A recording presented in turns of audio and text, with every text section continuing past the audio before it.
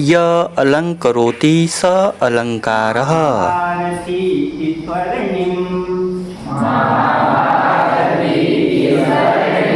माटी हमें है चंदन, माटी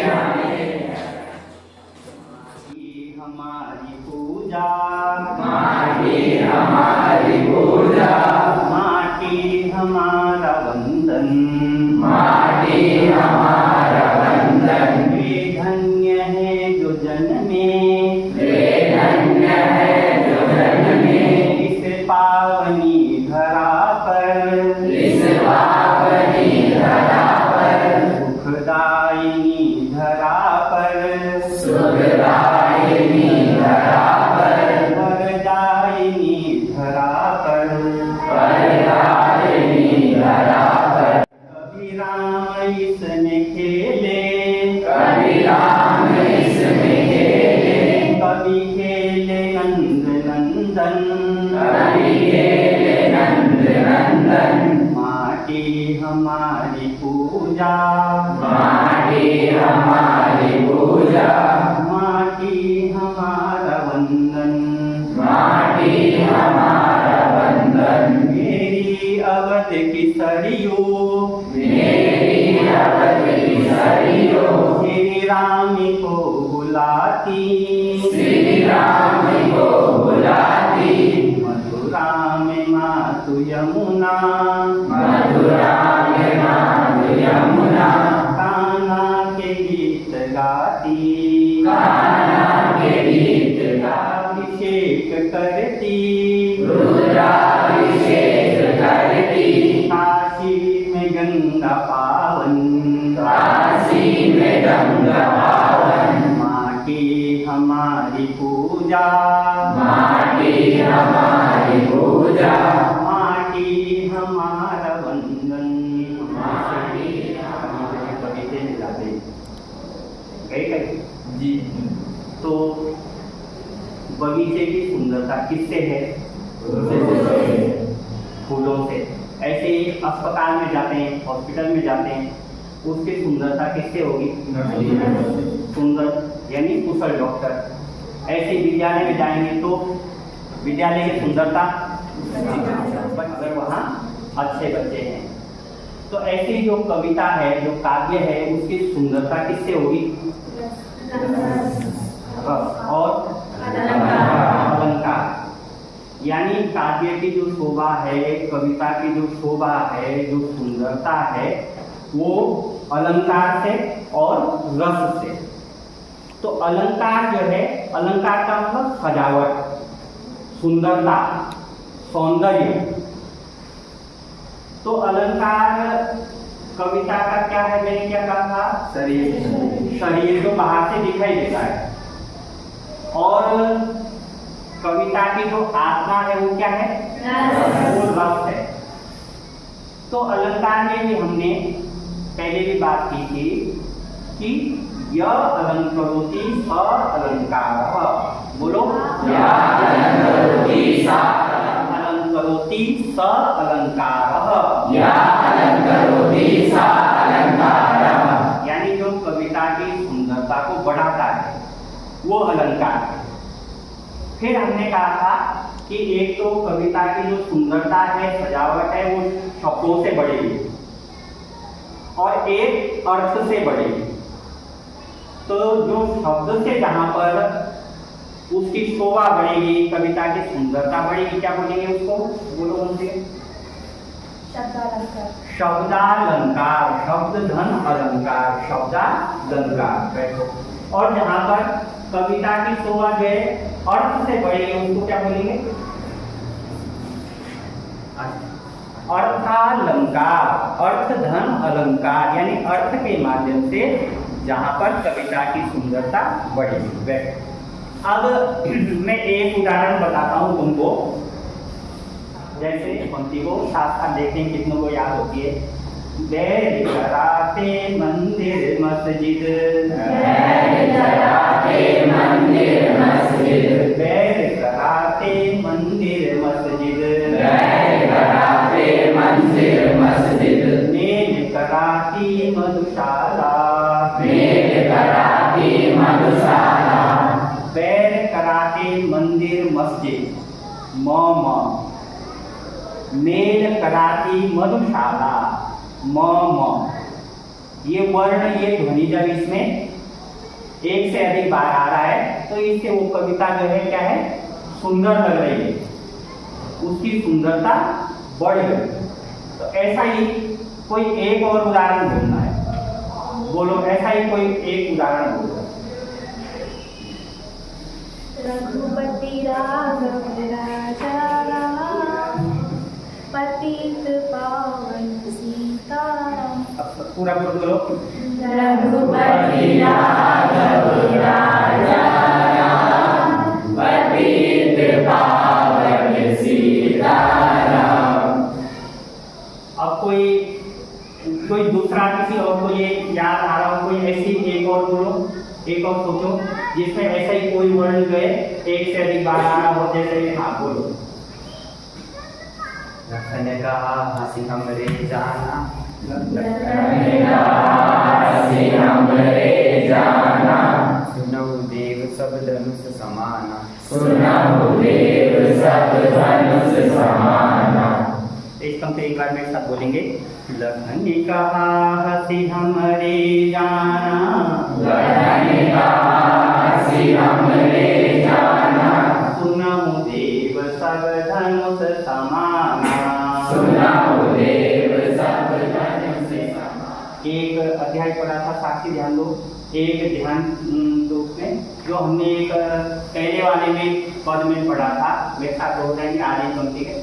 हमारे हरिहारी की लकड़ी, हमारे हरिहारिन की लकड़ी, हमारे हरिहारी की लकड़ी, हमारे हरिहारिन की लकड़ी। हरिहारी की लकड़ी जो है श्री कृष्ण के लिए बोला गया था कि हारिल पक्षी जो है अपने पंजों में एक लकड़ी जैसे मत समय पकड़ के रखता है, उसको कृष्ण प्रेम रहता है, ऐसे गोपियां कह रही थी कि श्री कृष्ण भगवान हमारे लिए ऐसे ही है जैसे हारिल पक्षी की लकड़ी है। तो जहाँ पर कोई वर्ण जो है ऐसे वर्ण या वर्ण ध्वनि एक से अधिक बार आता है तो वहां पर जो है हमने कहा था अनुप्रास अलंकार। कौन सा बोला था?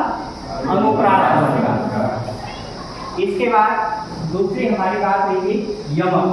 क्या बोला था?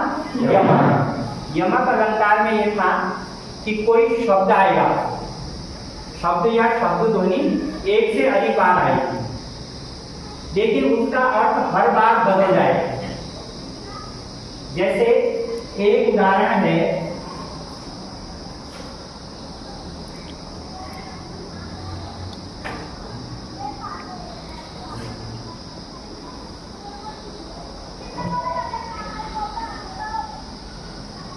क्या लिखा मैंने ये? काली घटा का घमंड घटा।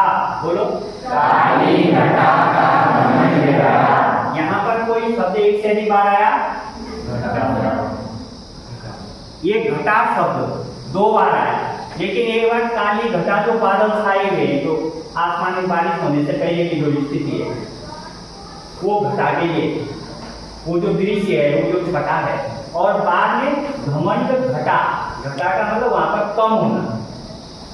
तो घटा शब्द जो है दो बार आया है और दोनों बार उसका अर्थ बदल गया है। तो ये यमक अलंकार का उदाहरण था। तो ऐसे ही यमक अलंकार का ऐसे और उदाहरण जो जहाँ पे कोई शब्द जो है एक से अधिक बार आ रहा हो उसका अर्थ भी बदल रहा हो, ऐसा बताना है। हाँ, ये अगला तुम बताओ। तीन बेर खाती पीवा, तीन बेर खाती पीवा, तीन बेर खाती है, तीन बेर खाती है। इसमें बोला था तीन बेर खाती थी, वो तीन बेर खाती हैं। तो ये किसके लिए बोला था? कि शिवाजी और औरंगजेब यानी मुगलों के बीच जब युद्ध हो रहा था तो मुगलों की जो राज दरबार की जो रानियां थी वो जो है जब राजमहल में रहती थी तो दिन में 3 बार भोजन करती थी, 3 बेर खाती थी। तो इस बेर का मतलब बार यानी समय। और बाद में जो जंगलों में रह रही है, कई बहुत लंबा समय हो गया, पीछे से शत्रु आ रहा है, डर है, वहाँ कुछ अब जो है फल भी खाने को नहीं मिले, भोजन तो बहुत दूर की बात है। वहाँ जंगल में बेर रहे होंगे, वो भी समाप्ति पर हो गए, इतने कम हो गए कि एक रानी को जो है एक दिन में 3 बेर खाने को मिलेंगे। तो एक बेर का मतलब बार या समय, और एक बेर का 3 समय के लिए, 3 समय भोजन करना, और एक का मतलब है 3 बेर खा करके ही जीवित रहना। तो वो जो है वीर कवि भूषण ने वो शिवाजी के और औरंगजेब के युद्ध का वर्णन करते हुए लिखा। तो वहां पर ये यमक अलंकार है। कौन सा अलंकार है? यमक। और इससे पहले कौन सा बोला मैंने? ये काली घटा का घटा। इसके बाद है ये यमक था। अब श्लेष अलंकार है। श्लेष का मैंने बताया था चिपकना, यानी अब शब्द एक ही रहेगा और उस शब्द पर एक से ज्यादा अर्थ चिपके रहेंगे। 2 अर्थ भी हो सकते हैं, उस पर 3 भी हो सकते हैं, 4 अर्थ भी चिपके हुए हो सकते हैं उस शब्द पर। यमक में तो शब्द अलग अलग थे, तब थे उनके अर्थ अलग अलग। यहाँ शब्द एक है, उसमें एक से ज्यादा अर्थ चिपके हुए, तो वहां श्लेष का मतलब चिपकना, उसमें एक साथ कई अर्थ चिपके होंगे। तो इसमें भी जैसे हमने एक उदाहरण पढ़ा था पहले श्लेष का, मैंने कहा था चरण धरत चिंता करत चितवत चारों ओर सुबरन को खोजत फिरे कवि व्याभिचारी चोर। तो यहाँ पर मैंने बोला था जो सुबरन जो शब्द आया, उस सुबरन शब्द में 3 अर्थ हैं चिपके। सुबरन एक तो सुंदर वर्ण, सुंदर शब्द, सुंदर अक्षर, इस प्रकार के, इस अर्थ में।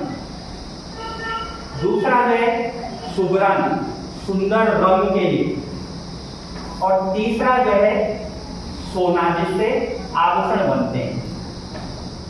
तो ये 3 व्यक्ति जो है कवि, व्याभिचारी और चोर, ये सुबरन को ढूंढते हैं। कवि क्या सोचता है, मुझे सुंदर वर्ण मिले, सुंदर अक्षर, सुंदर शब्द होंगे तो वो कविता क्या होगी, सुंदर होगी। जैसे हमने अभी देखा एक जयशंकर प्रसाद का एक आत्मकथ्य में हमने पढ़ा था, मधुप गुनगुना कर कह जाता कौन कहानी यह अपनी। तो जब उनकी ध्वनि, उनकी आवाज, वर्ण इस प्रकार से आते हैं तो वो अच्छी बन जाती है कविता। ऐसे ही काली काली कुकू करती जो है डाली डाली फिरती, तो उससे वो कविता जो है सुंदर लगती है। जैसे तुमसे बड़े जब घर में होंगे, तुम्हारे मम्मी पापा जब पढ़ते होंगे, उनकी कोई पुरानी किताब तुमने घर में देखी होगी, मैंने देख रहा था, तो उसमें था सुबह सुबह का दृश्य, सूरज निकल रहा है पूरब दिशा से, एक बच्चा चारपाई पर लेटा हुआ है, उस समय डबल बेड तो था नहीं, चारपाई पे वो लेटा हुआ दिखा रखा है। उसकी माँ आ रही है, तो उसकी माँ बोले उठो लाल आंखें खोलो, पानी लाई मुंह धुलो, बीती रात कमल दल फूले, उनके ऊपर भौरे झूले। तो इस प्रकार से जो तो सुबह सुबह का दृश्य, तो उससे वो कविता सुंदर लगने लगती। ऐसे ही गलत कार्य वाला व्यक्ति सुंदर रंग, सुंदरता को रोकता है। और तीसरा वाला जो है चोर, वो सोचता है मूल्यवान धातु सोना, कल 75,000 रुपए का कितना है, 1 तोला यानी 10 ग्राम। तो मूल्यवान धातु थोड़ा सा भी, जरा सा भी टुकड़ा मिल जाए तो कुछ बहुत महंगा है, वो उसको ढूंढता है, उसकी नजर उस पर है। तो ये जो था हमने पढ़ा श्लेष अलंकार। तो श्लेष में ऐसे और कोई बता सकता है श्लेष में और कौन होगा? एक उदाहरण मैंने पहले भी बताया था, हमने पहले भी पढ़ा था, 9 में भी हमने ये पढ़ा है अलंकार वाला। 10 में तुम्हारे पास जो प्रश्न रहता है काव्य और सौंदर्य वाला, उसमें ये अलंकार काम आता है, हमें थोड़ा पता होना चाहिए। है किसी को ध्यान? मैंने उस दिन भी उदाहरण दिया था कि जब श्री कृष्ण रात में घर आ रहे थे, रात में देर हो गई थी, अंदर उनकी पत्नी थी, तो वो जो है बाहर से दरवाजा खटखटाते हैं। तो फिर अंदर से उसने क्या पूछा, होने से पहले कौन हो तुम कौन हो? जो दरवाजा खटखटाया, तुम कौन हो? कौन हो तुम कौन हो? तो भगवान श्री कृष्ण बोलते हैं बाहर से, हैं घनश्याम हम, मैं घनश्याम हूँ। श्री कृष्ण भगवान का नाम घनश्याम भी है। तो वो जो है उनकी पत्नी जो है वो घनश्याम का मतलब अपने पति को जो है उस नाम से नहीं देती है। घनश्याम अर्थ में, वो मनोविनोद में, मजाक में कहती है। जब उन्होंने कहा है घनश्याम, तो कहते बरसों कित जाए। घन माने बादल, श्याम माने काला, काला बादल। और काले बादल ही क्या करते हैं, बरसते हैं, वर्षा करते हैं। काले बादल ही वर्षा करते हैं, तभी वर्षा होती है। तो कहते हैं कि अगर तुम घनश्याम हो तो बरसों कित जाए। अगर तुम घनश्याम हो तो यहाँ क्यों आ रहे हो, जाओ कहीं बारिश करो। तो काला बादल अर्थ लगाना ये उसका मनोविनोद में जान। तो शब्द वही घनश्याम है, उसके साथ जो है अर्थ दो जुड़े हुए हैं। एक श्री कृष्ण के लिए आया और एक जो है इसके लिए काले बादल। ऐसे ही फिर वो आगे कहते हैं, नहीं मनमोहन है प्रिय।